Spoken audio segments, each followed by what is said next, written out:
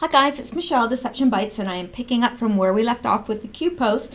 It is June 27th and it's 8:38 p.m. Eastern Time. So we are covering in this video the post from today, the 27th, and I will take you up until the very last post from today. Now, that's not saying that Q may not decide to post later, and if he does, I will try to bring that to you tonight or first thing tomorrow. So let's start with the first post, picking up from where we left off. And it's this, and this Anon posts a tweet by Donald Trump Jr. And he says, "Congrats to the Democrats who after last night are now officially the party of impeachment, open borders, abolishing ICE, banning the Second Amendment, and unbridled socialism. The Democrat Party of John F. Kennedy is dead. Rest in peace." And this Anon said, "This tweet struck me odd, almost as if it were a marker of sorts." And Q responds to that and says, "If you continue to proceed down this dangerous path, only know that we are prepared. You should know this based on earlier drops regarding Saudi Arabia, National Guard, military assets, activate U.S. soil. The game is over when the public knows." Now, who is Q talking to here? Well, he's talking directly to the deep state and to the cabal. So he's saying, if you proceed down this dangerous path, only know that we are prepared.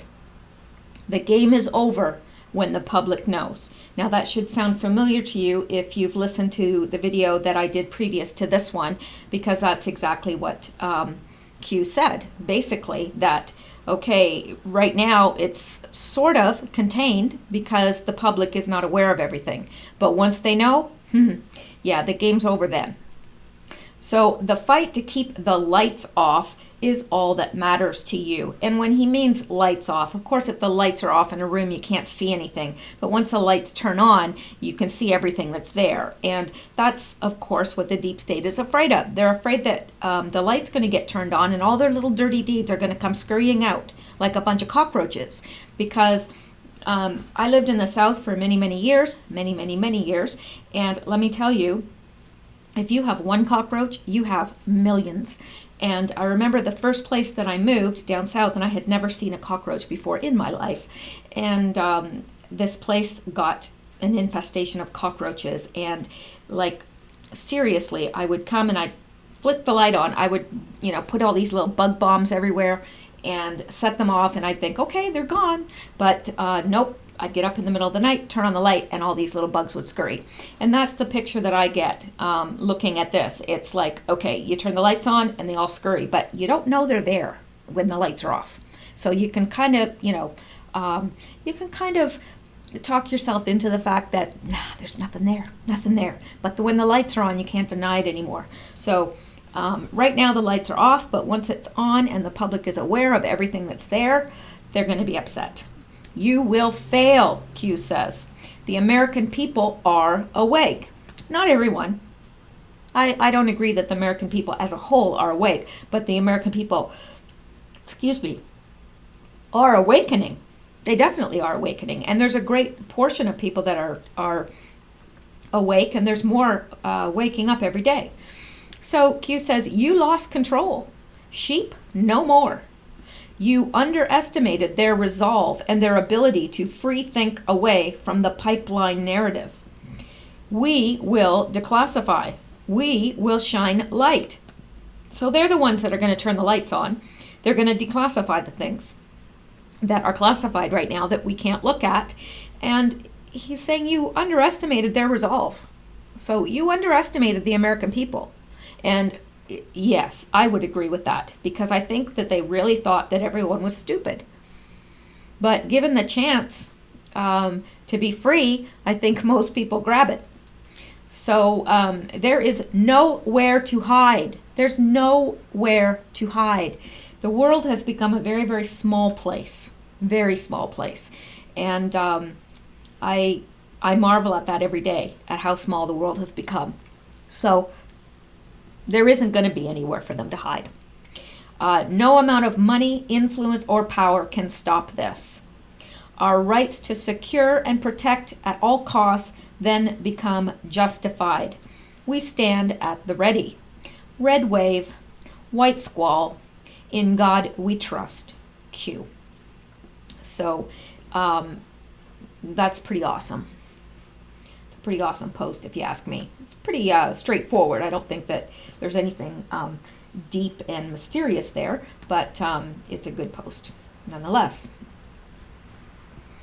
So let's go up to the next one, and Q is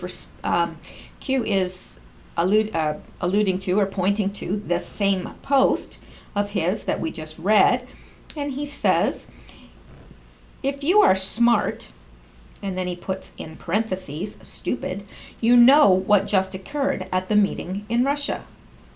Attempts to frame Russia /POTUS optics are failing and will soon be exposed. Objective? To keep POTUS away from Putin failed. So that was the objective. It was to keep POTUS away from Putin because, of course, POTUS then would be afraid to have anything to do with Putin because they'd say, oh, look, those two, they're colluding together. They're in bed together. Look at him. You know, that's exactly what they do. So this was just a little ruse they had to keep the POTUS away from Putin. Didn't work. Bolton plus Putin should scare you. Enemies are allies. So Russia's not our enemy anymore. It's our ally in this, and that's what Q is telling us. They used to be enemies. They're now our allies. Evil has no place here. America is no longer for sale. The age of taxing our citizens across the world while entry to our markets is free is over. The world will unite in this cause.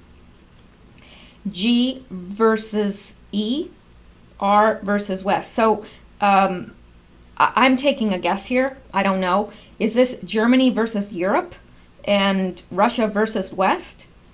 I don't know. I could be way off in that, and I'm not really sure what that means. But it's preceding it here. We have the world will unite in this cause. That causes me a little bit of concern also, because the thing is, what we're trying to avoid is a one world order, a new world order, and yet it seems that POTUS and Q are intent on bringing about the very same thing, and just because theirs seems to be united in righteousness doesn't mean it will be so, or doesn't mean that it will be used in the future for nefarious purposes. You know, they could set up this world order and base it on good and get rid of all the cabal and everything, but that doesn't necessarily mean that it won't eventually be used for nefarious purposes. So I think we still need to be cautious in all this, and I'm just saying that. I have to say that, and I'll tell you why I have to say that, because my conscience will not allow me to not say it. Because I am very aware. I've studied the Bible almost my whole life, and when I say studied it, I mean I've studied it in depth. And so I know what I'm very much aware of what it says the end times will be, and the end times there will be a one world order. Now, whether that will include every single country on the face of the earth, I don't know. There are some scholars that say yes. There are some scholars that say no. I am undecided whether it will be the entire world or not, but it will most certainly be those countries that we are most familiar with, that are in the news all the time, for sure. And it's a cause for concern for me. All right, and you may not be a believer, and you may think that's just a bunch of bunkum, or whatever you want to call it. But and that's fine. I respect your opinion. I really do. But that's my opinion. It's based on a lot of research that I have done. And so I think there is cause for concern here. But so far, everything that I've seen Q do, and not Q do, but POTUS do, has been for the good of the people, I believe. So let's just continue on and keep our eyes open and be cautious. That's all. So Q says here, forced immigration pushers will be exposed. The why. Well, we already know why they're forcing immigration, right? We know why they're forcing immigration in America, because the immigrants are Democratic voters, right? So they're not winning any votes with the American people, so they've got to import their voters, right? Well, and the same thing with the migration. It's meant to destabilize Europe, and it's working. All that, the mass refugees influx and stuff, all that has been engineered, and it's to destabilize Europe, and it's working. So anyway, Q says read the Bible. So even Q's telling you to read the Bible. Come on now. God wins, and yes, he does. Absolutely, he does. Q. So let's go on.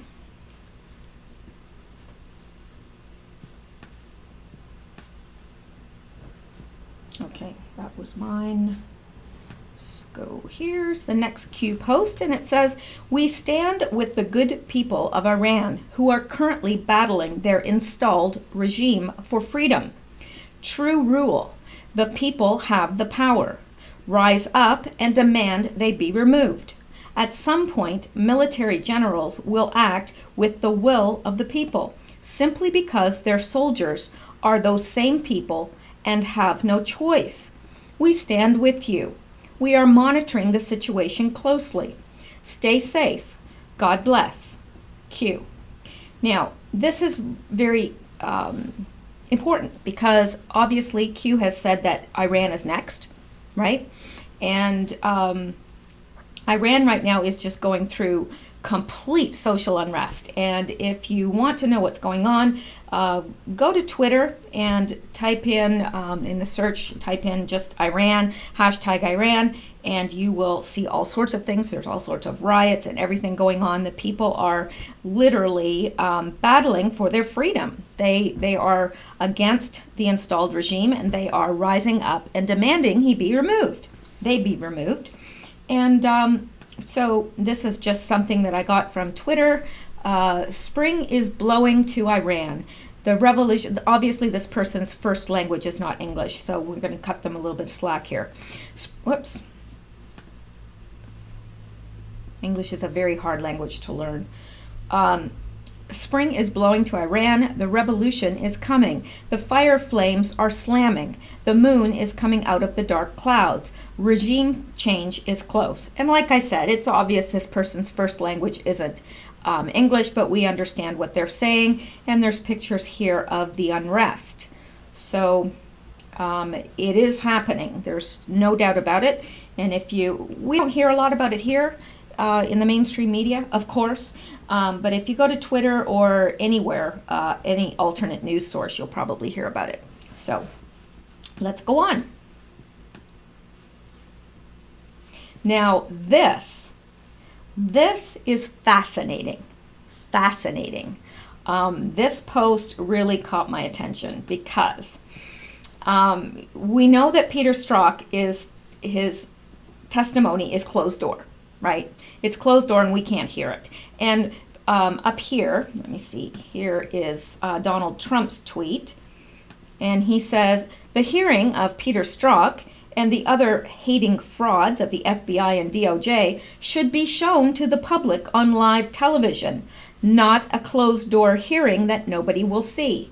We should expose these people for what they are. There should be total transparency.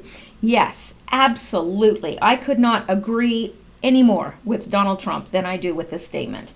And down below, you gotta love them. You gotta love POTUS and Q, like seriously. Because here, QAnon is telling us what was said in the closed-door testimony. Now that's pretty awesome. Come on, admit it. It's pretty awesome. All right. So, Peter Strzok, and these have quotation marks around them, so they are directly what was said. Text taken out of context. That's what Peter Strzok said. Peter Strzok, while emotional over the election, I conduct myself with utmost integrity, without bias, while undertaking any such investigation, especially a high-profile case against the President of the United States. Peter Strzok, in hindsight, it was a bad idea to openly discuss my feelings, but in no way did those feelings impact my ability to conduct a fair and proper investigation. We followed where the, quote, facts took us. Peter Strzok, I decline to answer that question on advice from counsel. When you state where facts led us, what facts are you referring to? To date, there have been zero evidence of any such collusion or connections between the Trump campaign and Russia. In fact, the only facts discovered thus far have been between the Clinton camp and Russia and other foreign groups. Peter Strzok, on advice of counsel, I decline to answer that question. Oh, well then. Yeah.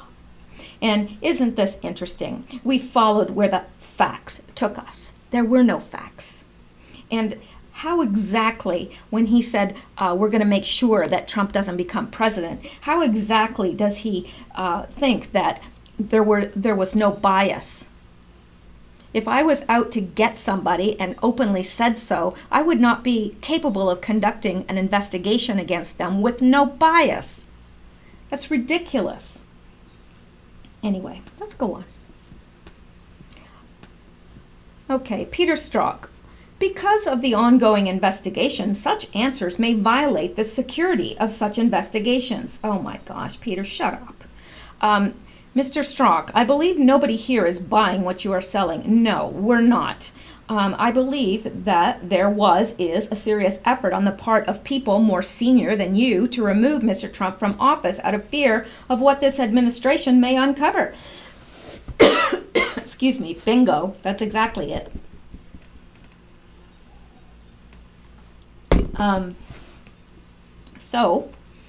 Out of fear of what this administration may uncover, I believe you are being dishonest in your answers and frankly shocked you agreed to come here today.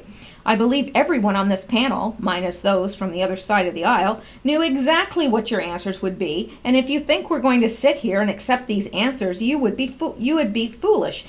We are also following the facts that once we uncover more, which we will act accordingly.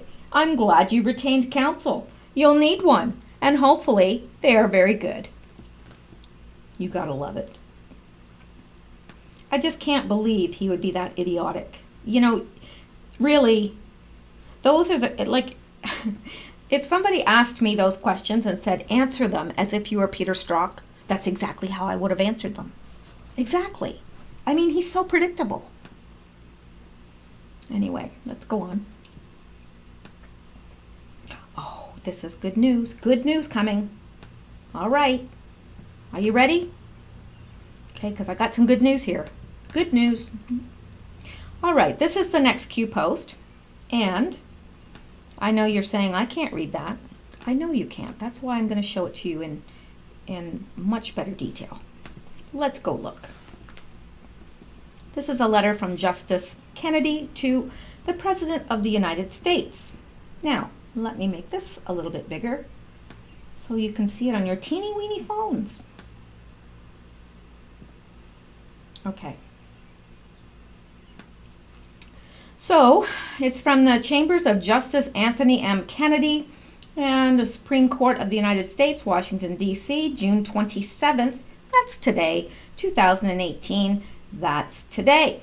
My dear Mr. President, this letter is a respectful and formal notification of my decision effective July 31st of this year to end my regular service status as an Associate Justice of the Supreme Court while continuing to serve in a senior status as provided in 28 U.S.C.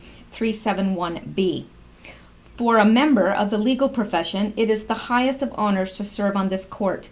Please permit me by this letter to express my profound gratitude for having had the privilege to seek in each case how best to know, interpret, and defend the Constitution and the laws that must always conform to its mandates and promises. Respectfully and sincerely, Anthony Kennedy. Now, are you surprised? Because I am. I really am. Surprised and delighted at the same time. Now, so Q is pointing out to this letter, and I just showed it to you in the big, in a bigger format so you could see it and verify. And now Q is saying, his choice? What do you think? Do you think it was his choice? I don't. Remember, Kennedy was the swing vote. No more. Locked and loaded. Ruth Bader Ginsburg. What is her name? It's Ruth. I can never get the middle one right. Anyway, it's Ruth Ginsburg. Next. Q. Wow. So we know that the woman that thinks it's okay to have sexual relations with a 12-year-old or wants to lower the age of consent to 12, this woman's going to be out. Bye-bye. So let me see. Let me look at this.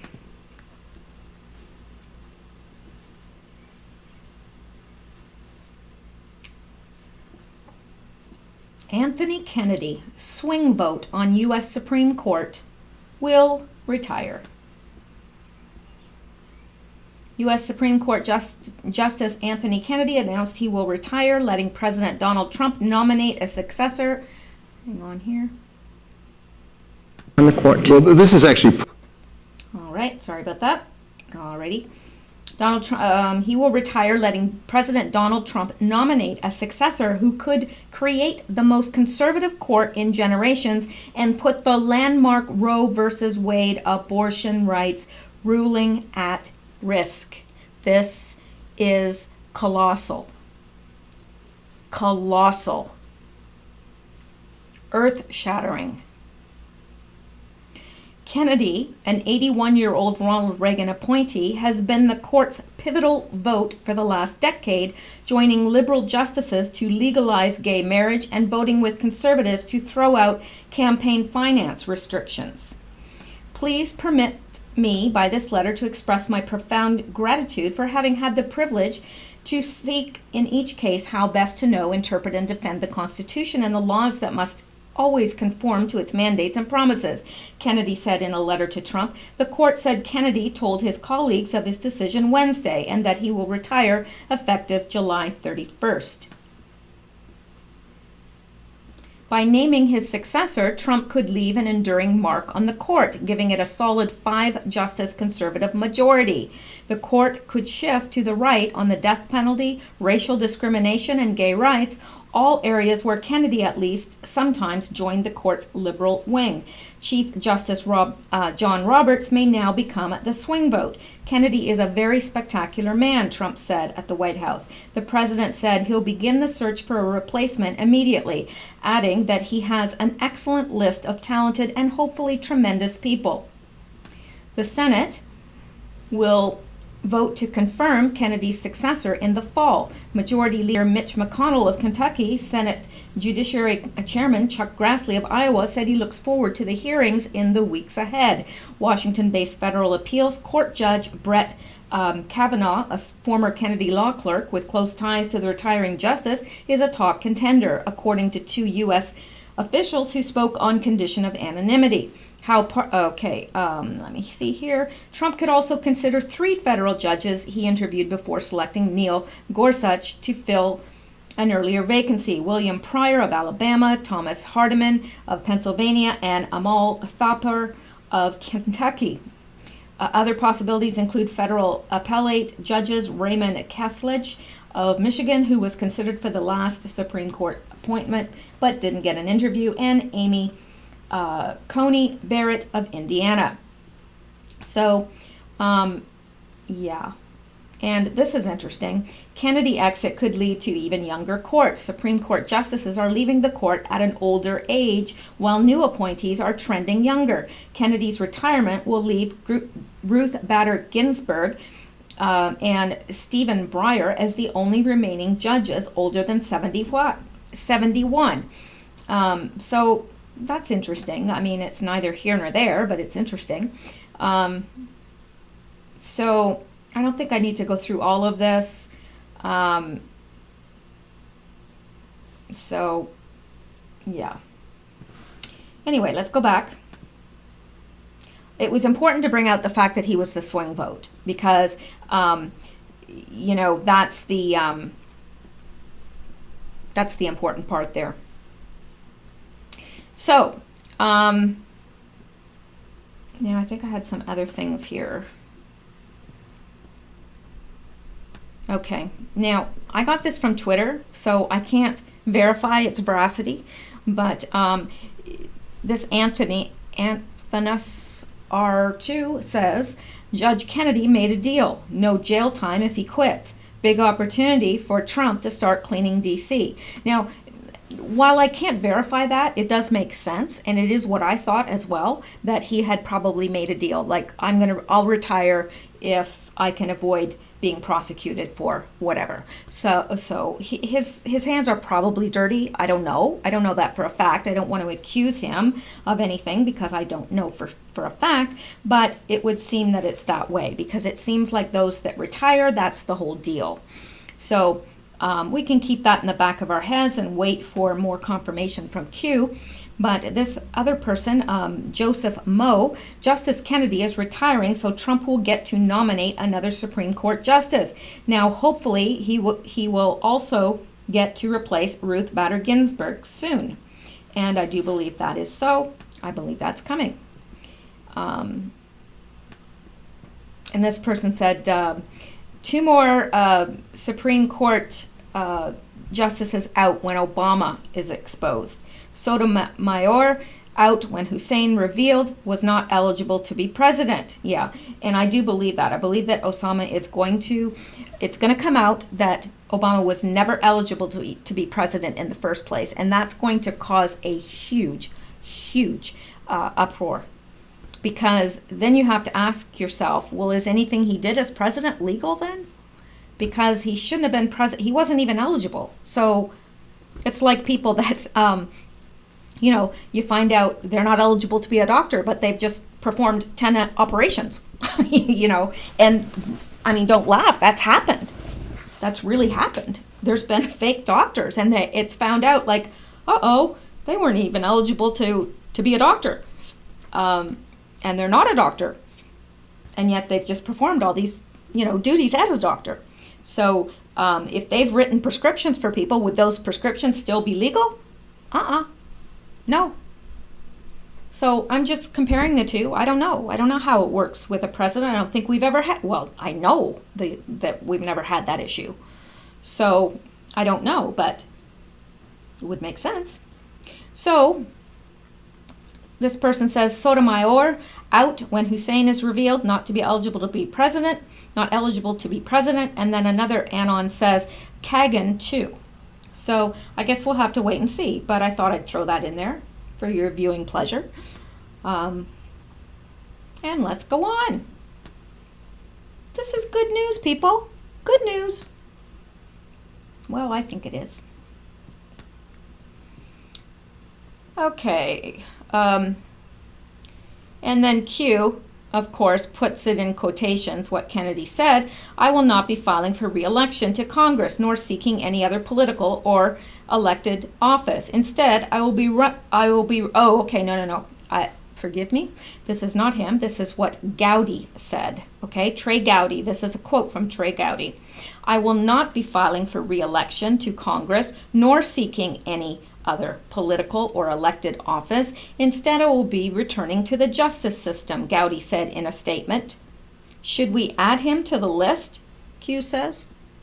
Now, what list is that? Is that the list of people that are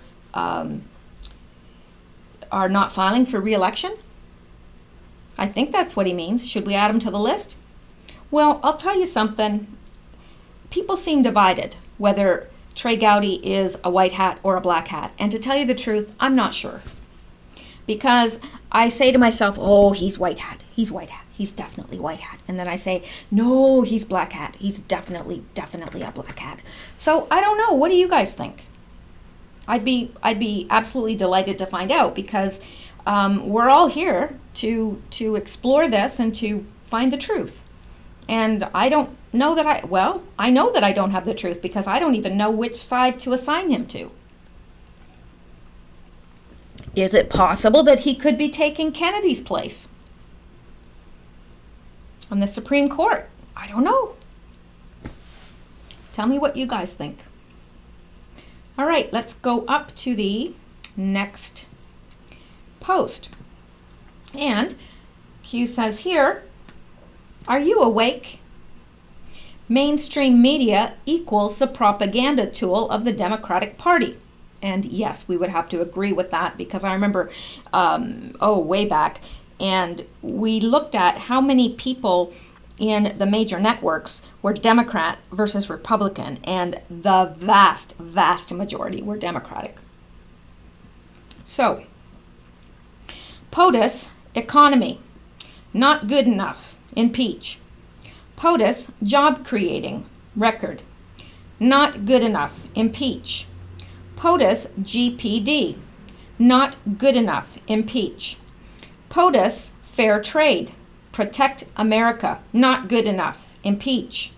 POTUS, manufacturing, not good enough, impeach. POTUS, record low unemployment, not good enough, impeach. POTUS, tax reform, more take-home money, not good enough, crumbs, said Nancy Pelosi, impeach. POTUS, save the world from North Korea, not good enough, impeach. POTUS, stock market gains, not good enough, impeach. Wouldn't this make a good song? Seriously, I'm just saying. POTUS, undo harmful regulations, not good enough, impeach. POTUS, boost U.S. energy dominance, not good enough, impeach. POTUS, protect U.S. homeland, not good enough, impeach. POTUS, combating opioids, not good enough, impeach. POTUS, accountability, audit Pentagon, Supreme Court, reorganize executive branch, etc. Not good enough, impeach. POTUS, protecting life, not good enough, impeach. POTUS, helping veterans, not good enough, impeach. POTUS, peace through strength, not good enough, impeach. POTUS, restore confidence, respect of United States, not good enough, impeach. All while under constant attack. And yes, he did all these things on the left here under constant attack, while the right responded to, or while the left responded to everything by saying impeach him. He needs to be impeached. What does he need to be impeached for? He hasn't done any impeachable offense.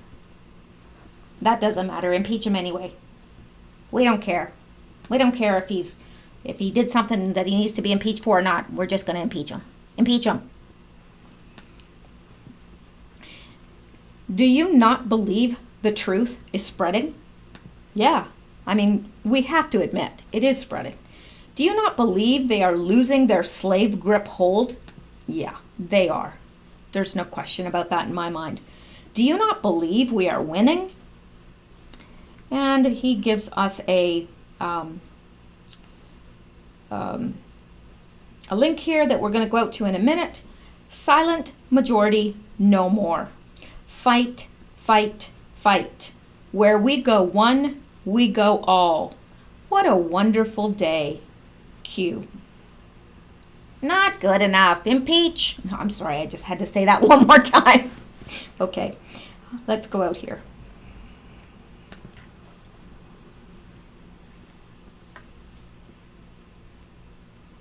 All right, poll.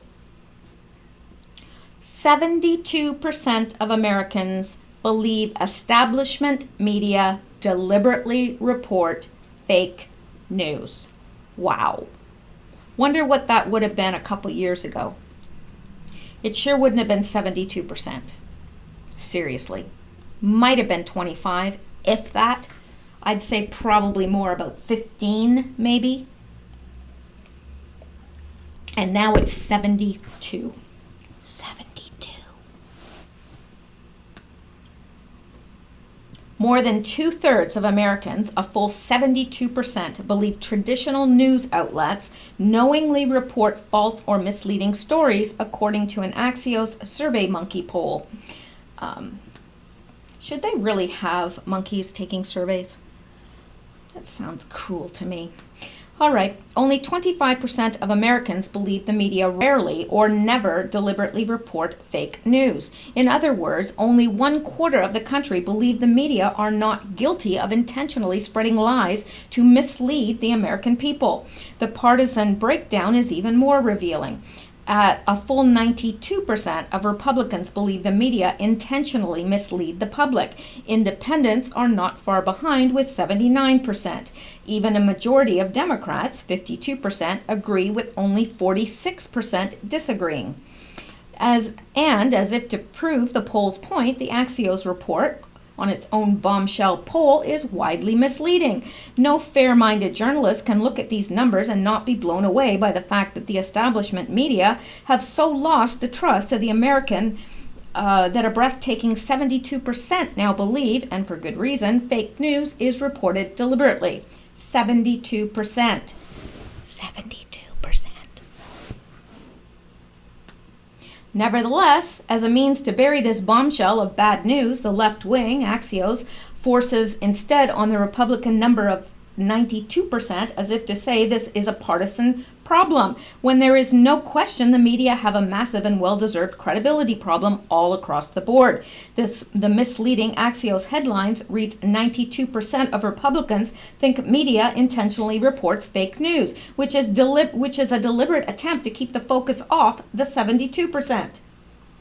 The top portion of the Axios write-up focuses only on the Republican number and summarizes it this way. The data shows that trust in the media is heavily influenced by the partisan politics, with Republicans more skeptical of mainstream media than their Democratic and independent counterparts.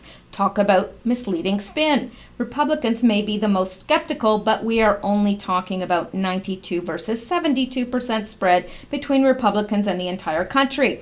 Of those who believe fake news is deliberate, a whopping 65% say this is because people have an agenda. Only 30% blame the establishment media's fake news spree on laziness or poor fact-checking. Naturally, the far-left Axios attempts to blame President Trump for exacerbating the skepticism among hardline conservatives with polarizing language and tweets about the mainstream media being fake news. Hardline conservatives, does this mean that 72% of America is made up of hardline conservatives? I would say not.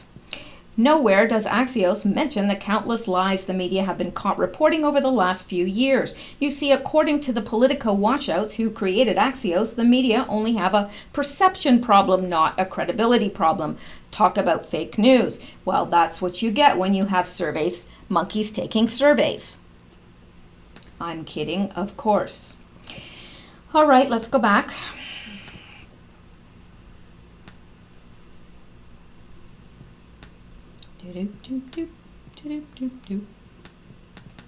Now, this I don't really understand what Q is saying here, okay? He's pointing to this that we just went through.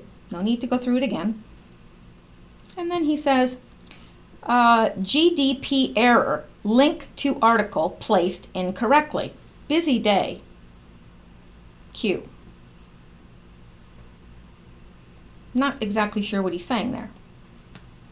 He's saying he placed the article incorrectly, but where was he supposed to place it? Not sure. Maybe after this about the GDP.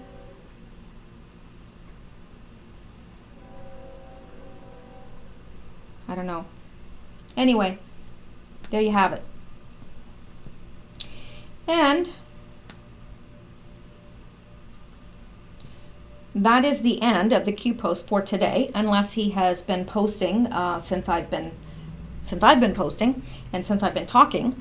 and that is entirely possible. So I will check, but I did want to show you another couple things here.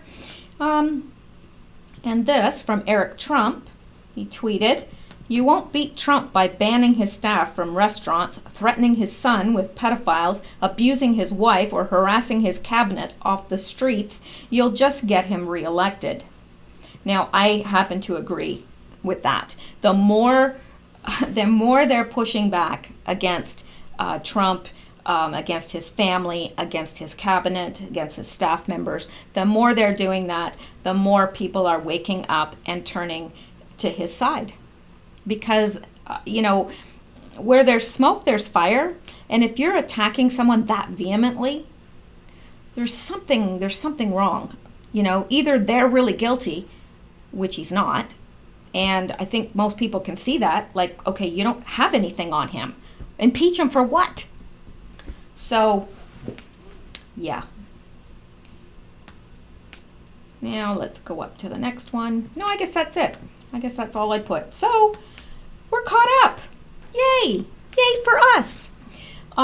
So anyway, if you want to stay subscribed, or be subscribed, if you want to subscribe, make sure you stay subscribed, because YouTube has this little habit of all of a sudden I'm down like 500 people because they've just dropped them. And so if you want to be subscribed, make sure that you stay subscribed by clicking the subscribe button, and also the bell to be notified when there are new videos available. I really appreciate you guys. I love reading your comments. Have a good night, sleep well, and stay safe.